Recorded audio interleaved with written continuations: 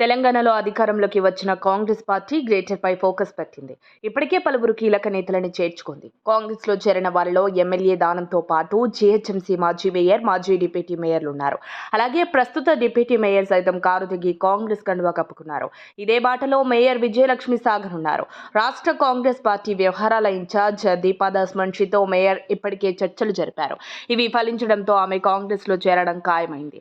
Mayor తో పాటు మరో 15 మంది బీఆర్ఎస్ కార్పొరేటర్లు కాంగ్రెస్ లో చేరనున్నట్లు సమాచారం. అలాగే మరో 15 మంది కార్పొరేటర్లపై కూడా కాంగ్రెస్ ఫోకస్ చేస్తున్నట్లు తెలుస్తోంది.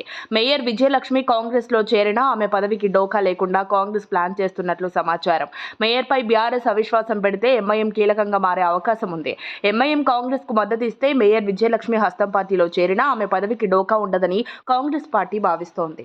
లోక్సభ ఎన్నికల్లో గెలవాలంటే నగరానికి చెందిన ఎమ్మెల్యేలు, కార్పొరేటర్లను పార్టీలో చేర్చుకోవాలని కాంగ్రెస్ పార్టీ భావించి అందుకు తగ్గ వ్యూహంతో ముందుకు సాగుతోంది.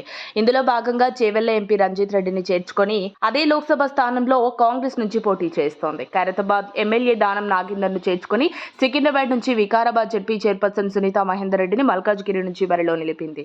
ఈ చేరికలు సరిపోవున్న ఉద్దేశంతో బల్దియా ప్రజాప్రతినిధులపై దృష్టి సారించింది. త్వరలోనే మరిన్ని చేరికలు ఉండనున్నట్లు తెలుస్తోంది. మరిన్ని అప్డేట్స్ కోసం మా కాయ్ టీవీని సబ్స్క్రైబ్ చేసుకోండి. మా వీడియో కనుక మీకు నచ్చినట్లయితే లైక్ చేయండి, షేర్ చేయండి. మీ విలువైన అభిప్రాయాలను కామెంట్ బాక్స్లో తెలియజేయండి.